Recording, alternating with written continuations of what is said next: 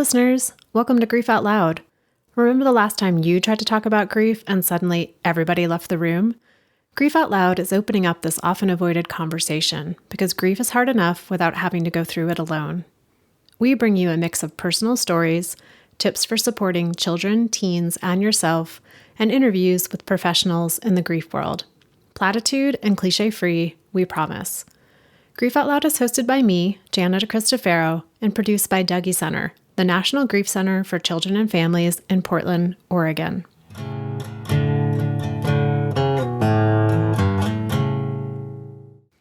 So sometimes interviews go in a completely different direction than I planned. I show up with a topic in mind and a list of questions to go with that topic. Most of the time, we stick to it, but other times, a different theme shows up, so we go in that direction. That's what happened in this interview. Emily and I plan to talk about going back to work with grief, especially when the place you're going back to is the one you worked at with your person who died. In this case, Emily's partner, Chantel. It's a really important topic, and one day I'll make an episode about it. But as Emily and I started talking, it became clear that our conversation was going to be about love, and loss, and loneliness, and the wonder of falling in love again, while carrying everything Emily learned about love from Chantel into that new relationship. Here are the facts. Emily and Chantel met through work. They started as friends, and over time they fell for each other. They moved in together. They cared for Chantel's dog, Indy. They made plans for the future. Then, on a Saturday night in February of 2020, when they were walking back from dinner near their apartment, Chantel was killed in a hit and run. This changed everything. And a few weeks later, everything changed in the world when the pandemic shutdown started. After the initial few weeks of family and friends being there to support her, Emily was left alone with Chantel's dog, Indy, and with her grief. Emily, thank you for making time to be part of Grief Out Loud. I'm looking forward to our conversation today. Thank you so much for having me. I'm really excited to be here. This is a very cool experience. How did you and Chantel meet? So Chantel and I met through work, and I first moved out to Portland about 5 years back in July of 2018, and I work in construction. So the way it goes is you get assigned to a project site, and the project site has, a construction team there. So an admin team, some project managers, project engineers, schedules, like a whole conglomerate of people. And she was one of the admins there. And so when I first showed up to my job, she was actually one of the very first faces that I saw because she sat in the front, greeted everybody. We talked a lot. She was really easy to talk to. She was really hilarious. And so after talking for a bit, we realized that we actually lived right across the street from one another in the apartment complexes. So my apartment complex was literally a block away from hers. So when we found that out, we started carpooling to work. We'd start hanging out outside of work. One thing led to another, and there's just a lot of chemistry that built up, and we both ended up really falling for each other. I know you've already talked quite a bit about what drew you to her, but were there other things that, just really helped the two of you connect? Yeah. I mean, there were a lot of things that drew me to her. She was really easy to talk to. She was a very open person, and she's probably one of the most non-judgmental people I've ever met. Like she had gone through a lot in her life. And so she knew that everybody had baggage, everybody had trauma. She would sit there intently and listen to you with no judgment. Anybody that had a conversation with her, it was probably one of the most heart-to-heart conversations that you'd have. Like, I used to always kind of describe Chantel as that person where if you met them, at a grocery store, or a library, a bar, you'd immediately connect with her and become best friends with her. Like, she was just that kind of person where, especially if you two met at a bar, you two grabbed a drink, and then suddenly, next thing you know, you'd be talking for 2 hours with each other and telling every detail of your life. Where were you in your relationship when she died? We were about a year and a half into dating. So we were living with each other and things were going really good. Like things felt very great in the relationship. It felt very stable. It felt very loving. I I was definitely very head over heels for her. And she was the same for me. Like I said, we were living together. We were definitely saying, I love you. And I think we were thinking of a long-term future for one another. Emily, what, if anything, do you want to share about the night that Chantel died? The night itself is probably still one of the most surreal moments I've ever gone through. Like, I think I remember I was there for the entirety of everything that happened because we were coming back. We had gone out to dinner. We had actually had a really lovely day that day. We kind of, I think it was a Saturday, and we had slept in. We woke up and we were like, you know what? It's like it's a little crummy outside, but we want to go out. We want to go do something. And so we actually drove up north. We drove through southern Washington, and we hit a vineyard, did like a little wine tasting, walked around the vineyard, grabbed a bottle of wine for ourselves, and it was a really beautiful, like very beautiful memory. And it was a really happy memory. And later that night, we, we were talking and we were like, you know what, let's keep it going. There's like a sushi place across the street from us that we've been wanting to try since we moved in. And so we went over there, hung out there for maybe about 3 hours, just eating sushi, having some sake, talking and talking. One of the things that does give me comfort about that night was how beautiful that day was. Like, I don't think it could have been a more perfect day. With the moment that the hit and run happened, it happened probably about like 2 blocks from where we lived. The whole scene just unfolded. It was extremely traumatic. And a while after, for months after, it just kept feeling like this surreal dream. I kept having this feeling that this isn't real. I'm gonna wake up. She's gonna be here. Everything that happened is just gonna be like an awful nightmare. I just remember that incident happened, and thank God, like one of my best friends came over and stayed with me for a bit that night. And I remember just not being able to sleep very well. I just hugged my dog a lot. And I don't think I'd ever cried so much in my entire life. My body was in full shock mode. I feel like I couldn't process anything. My body was shaking. I was crying. I couldn't quite control myself. I'm sitting with how you described it as feeling like such a surreal dream, that something so devastating and traumatic happens, and then just that like craving, that longing, like, please make this not be true. Please make this not be true. Were there other things that you remember about the first kind of days and weeks and months of grief? I know that time can be hazy for a lot of folks, but wondering what stands out to you from that time period.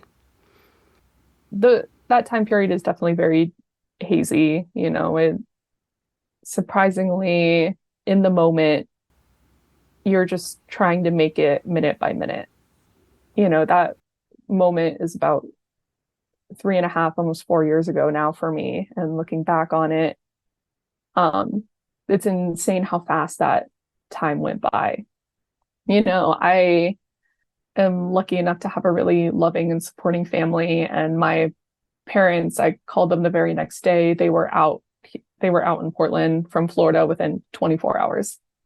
And then talking to Chantel's family, they were out here in Portland within a few days, and her aunt helped me through a lot of it too. I would say my parents, my aunt, and a lot of my best friends were really there for me in those moments. And I think that's what really carried me through the first 2 weeks of those moments.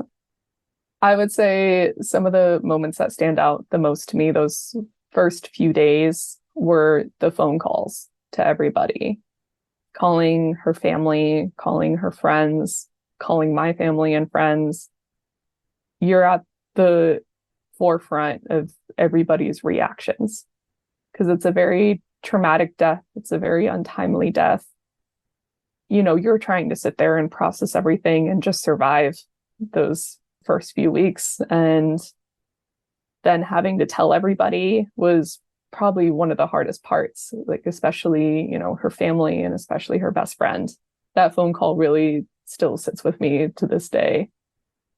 Just the timeline of it all went by in those moments so slowly, but all at the same time so fast, because there's so many things that happen all at once. It's, you have to tell everybody, and then everybody comes in, then you have to start figuring out the celebration of life, and then you have to figure out logistics of, you know, what to do with her car, what to do with her phone. We were living in the same apartment, so what do I do with all of her things? And then you still have to somehow figure out how to take care of yourself, how to just feed yourself and get out of bed in the morning. And, you know, also taking care of Indy and figuring out what to do with her since she was Chantel's dog. But the second the accident happened, I knew I was not letting go of Indy. Indy's so tied to Chantel. Indy got me through so much of that time period because, you know, her accident happened February of 2020. About 2 or 3 weeks after her accident, we went into lockdown. So it was 2 weeks of chaos and hecticness and people coming in and out, people staying, things shuffling around in the apartment. And then before I knew it, everything was quiet and everything stopped. I couldn't leave the apartment that her and I lived in. And so I was in this place with all these memories. And on top of that, every time I leave the apartment to walk Indy, I could see where the site the accident was at. It was a lot. It was a lot of just felt like this heavy weight on me for months. I'm so thankful for my friends and my family during that time because even though we were in lockdown, you know, they checked in on me all the time, constantly calling me, texting me, FaceTiming me. And Indy was really such a rock for me too. It's really incredible the power of pets. Indy was the reason I'd get out of bed because she had to go out. And I was like, listen, Chantel died, but you're not going to die. Like, I will make sure you live and I will make sure you have a happy life and be so happy every day. And so I'd take her out on long walks every day, and that became very therapeutic for me. That was actually when I started to pick up the habit of running too. And I definitely, I won't say I enjoy running, but I enjoy it a lot more than I used to. And I think in 2020 was when I really kind of started to pick up a routine and a habit for running. A lot of that was because of Indy, because she had a lot of energy and she loves running, loves it. And so it always made me so happy. I'd run to the park with her and we'd hang out at the park for like an hour. And then we'd walk or do a little run back to the apartment. That was really what kind of kept me going through that time. I'm realizing, Emily, you know, I think you and I met pretty early on in your grief in 2020.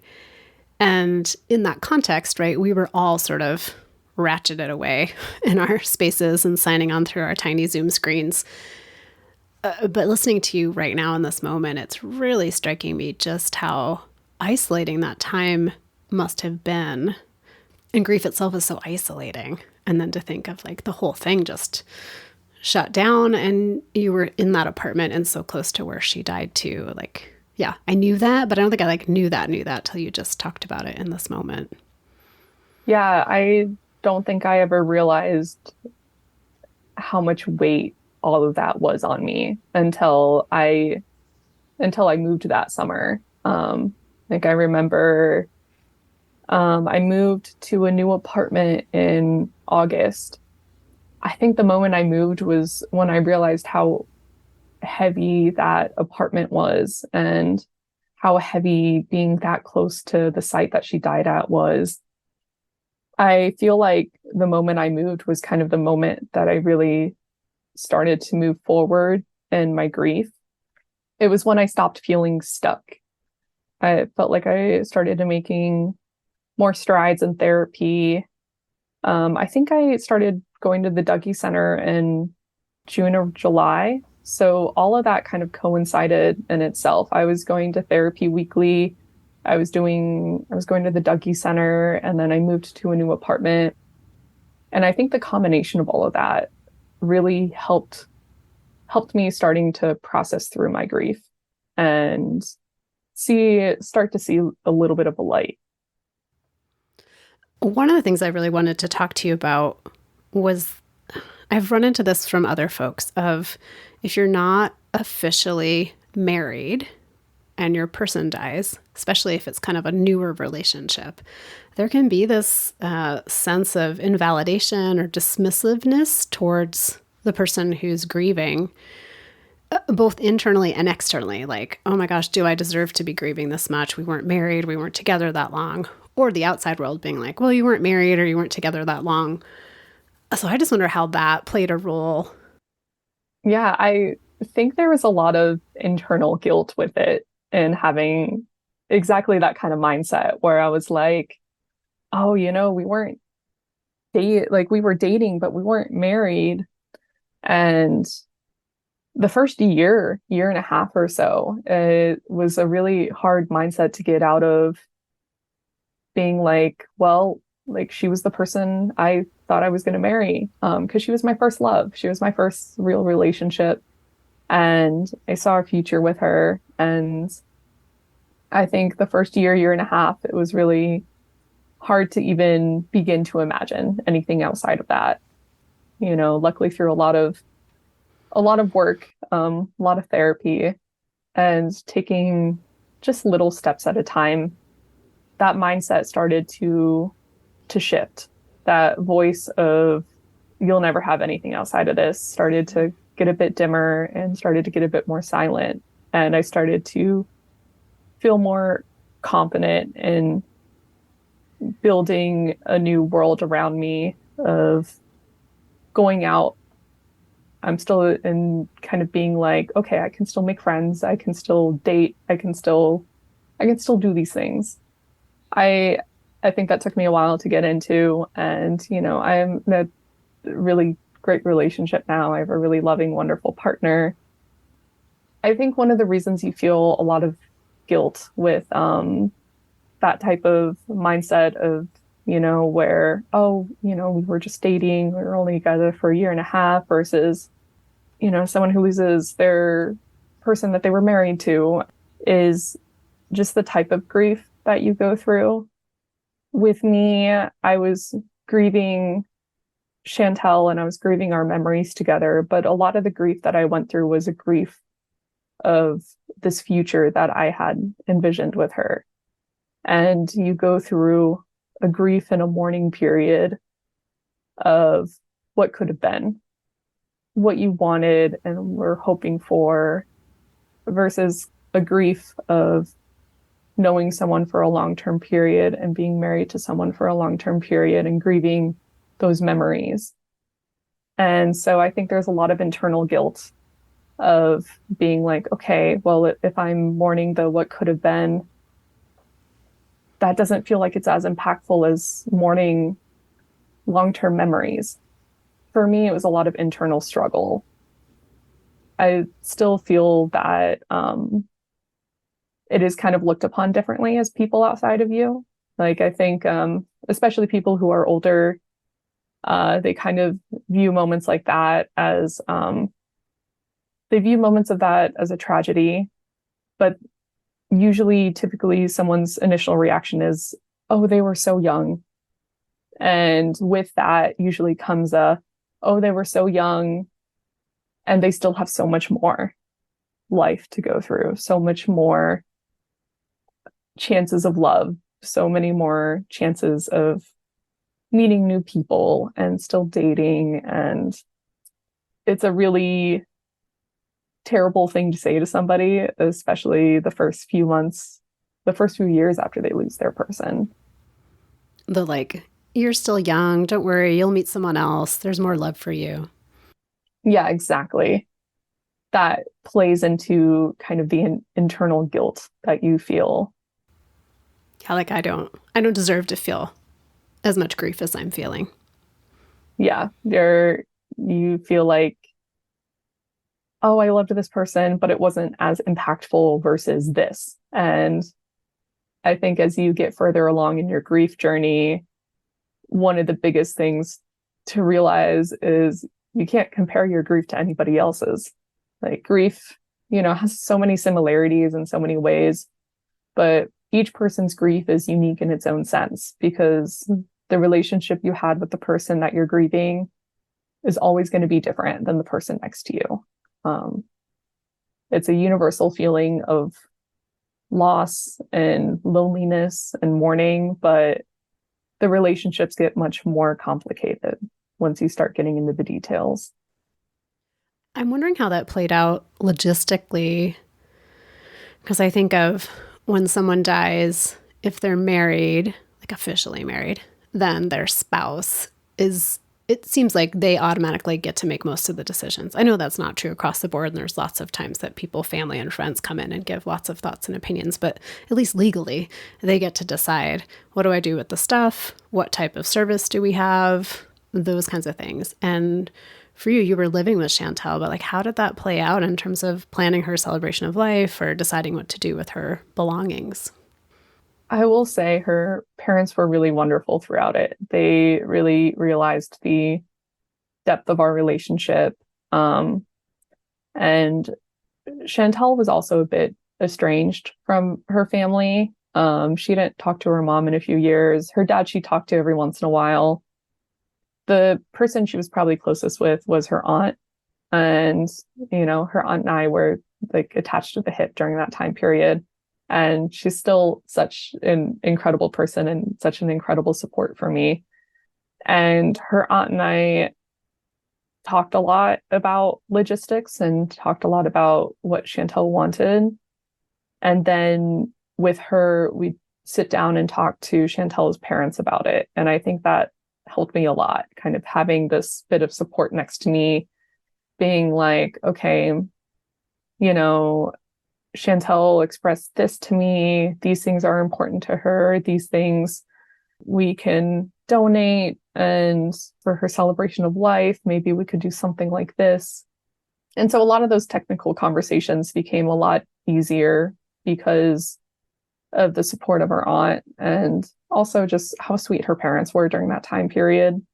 Everybody had a pretty good grasp of the type of person Chantel was because she never really put on different faces for different people. Like, we all kind of act a little differently depending on different friend groups, different family, meeting strangers, coworkers, stuff like that. But she was always the same. Like what you saw was what you got. What role do you think homophobia or people's just general ineptitude sometimes when it comes to navigating same gender queer relationships played in kind of your comfort level in talking to people about Chantel or how people responded to you and your grief? Mm-hmm. I would say a lot of that, it played a role in how I talk about it to different people, just because I never really knew the extent of if people knew that Chantel and I were dating, I guess, whether they'd look at us and be like, oh, they're best friends, or if they'd look at us and be, okay, they're partners, they live together, they love each other. All of our friends and family knew. And I think people outside of that circle, it just became a strange world to try to figure out how to navigate. Since Chantel and I worked in the same environment with coworkers of ours that, we liked and that I knew and I talked to every once in a while, that knew the both of us, but maybe didn't know the extent of our relationship. It was strange trying to navigate those waters and how to talk to them, how to talk about her to them. And it just kind of became this thin line that I would kind of tread, where talk about Chantel, but maybe kind of throw in little hints of like, oh yeah, we had been living together, or kind of things that, if you're not oblivious to same-sex relationships and couples and queer relationships, that you'd usually pick up on. But for people that were maybe oblivious to it, it became easier to kind of tell when they couldn't quite get little cues and hints. And I didn't want to take the energy of having to deal with someone's reaction if it was something that they believed in.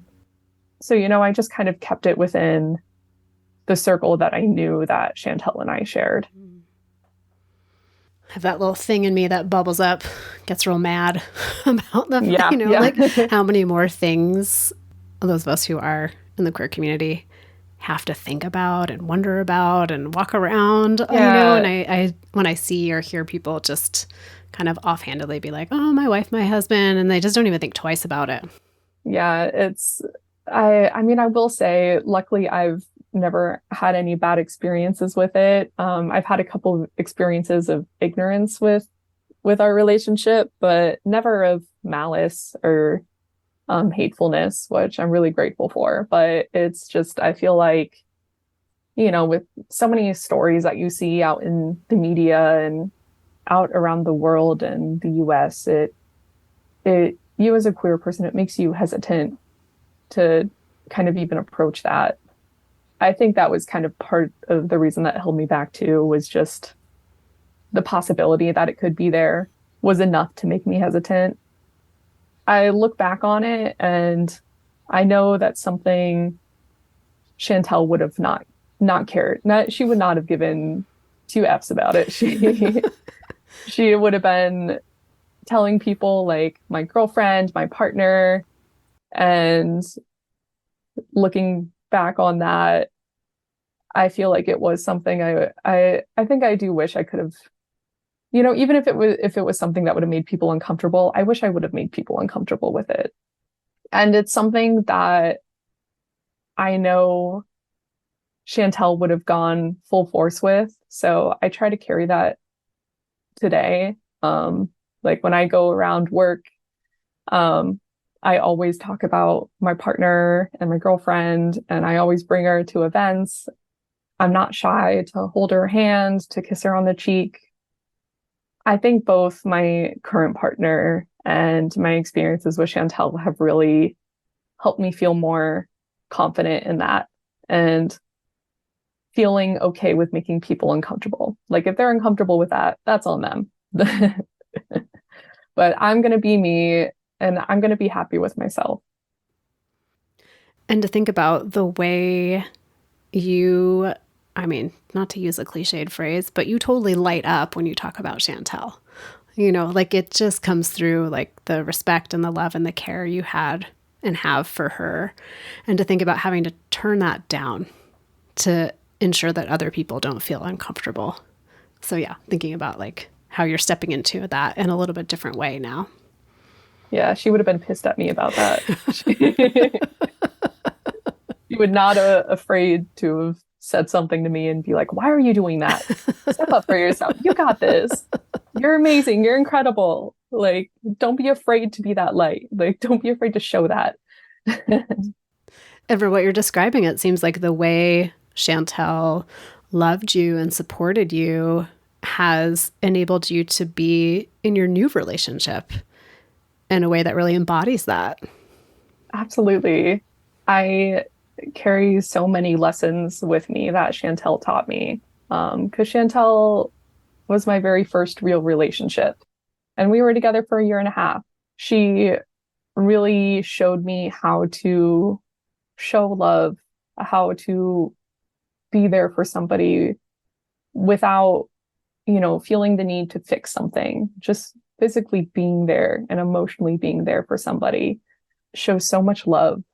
She taught me so many lessons about how to love someone, but also how to love myself, like how to realize how incredible we can be, to not be afraid to realize our worth and to step up for ourselves. I feel like going into this now present relationship that I have with my partner, Danny, I feel like I felt so much of that coming into this. Like there was so much love right off the bat and so much mutual respect, just an incredible amount of being funny, and how easy it was to be with one another and how easy it is to listen to one another. I never really thought that the feelings I had that in my relationship with Chantel that I'd feel to the full extent again. And a lot of what my current partner showed me is that is true, that I can feel that love again. The love you hold for somebody is different with each person, but that doesn't diminish its light. That doesn't mean one light shines brighter than the other. It's just a different type of light. Danny has been really incredible, and realizing the significance that Chantel had in my life and wanting to know more about her and asking about her. Some days it's easier to talk about Chantel than others, but Chantel's always been one of my favorite subjects to talk about. And I love talking about her because I still have so much love for Chantel. Being in this new relationship has made me realize how you're not finite in the amount of love that you feel. And that's a feeling that can be prosperous and continue to grow. I think Chantel taught me how to nurture that love. And Danny really showed me how much that love can grow. Not to ask the downer question, but I'm wondering what role, if any, knowing that you had someone who was so close to you die so suddenly and unexpectedly, what role does fear that something will happen to Danny play in your life? Well, I feel like that's always the downer question that lingers in the back of your mind. I think because I did so much therapy and group therapy, and it's something I still continue to go through and work through, that's helped me a lot with my anxiety around that, especially around that. I'd go through moments in my relationship where I'd feel myself start to get hesitant, if we reached certain time periods, like when Danny and I moved in with each other. Or one of the big ones that sticks out is when Danny and I were the amount of time that we had been dating was starting to reach the amount of time that Chantel and I had been dating. And that was a really nerve-wracking and anxiety-riddled experience that I wasn't expecting. And in moments like that, I feel myself pull away. But because I've been through so much therapy, I'm glad that I'm at a stage where I can recognize that. And one thing that I really try to work on is trying to communicate that with Danny and trying to be like, hey, listen, this is how I'm feeling. I think I'm feeling this way because of this. There might not be anything that you can do about it. These feelings just kind of come in waves, and knowing that you just kind of got to write it out and being like, the best thing you can do for me is just be present and be here with me. And doing that helps so much. She just sits there with me, and then she'll ask how I'm doing. And, if I'm not doing great, I don't worry about telling her that, because I know she's not taking it on internally. I know she's just listening to me and being present. She'll ask if there's anything that she can do. Those actions alone help me so much in a lot of that anxiety that I feel. I think it's something that I still struggle with from time to time. The big anniversary dates with Chantel, like the birthdays, the death anniversaries, the anniversaries are the ones where I start to feel that anxiety bubble up more around that feeling of everything I have now I'm going to lose. Those types of feelings bubble up around those times more. The ways I just try to deal with it is I try to recognize those feelings, try to understand where they're coming from. And I just try to be honest about it, and I try to be open about it. Just try to write it through, and write it through with support helps a lot. Well, Emily, we didn't mean for this to be a PSA for therapy, but I feel like that's where we landed. But I will always be a advocate for therapy. Like I really don't think I'd be at the mental state I am now if I had not gone through like a lot of work in therapy for a very solid year and a half. I was going to therapy weekly and then doing the group therapy bi-weekly. So it was a lot. It was a lot. I'm not going to lie. I did get a bit burnt out on therapy. So back in 2022, I took a little break, but I'm starting to dip my toes back into it. And I highly recommend it. Highly, highly recommend it, especially when you're going through grief. It's such a hard time, and it's such an isolating and lonely time, even when you do have people around you. Being able to talk to an expert about it, and especially a therapist where their job is just to, listen to you. You don't have to worry about people's reactions. You don't have to worry about somebody being like, oh no, I'm so sorry. Or you don't have to worry about taking on other people's reactions and emotions to your loss.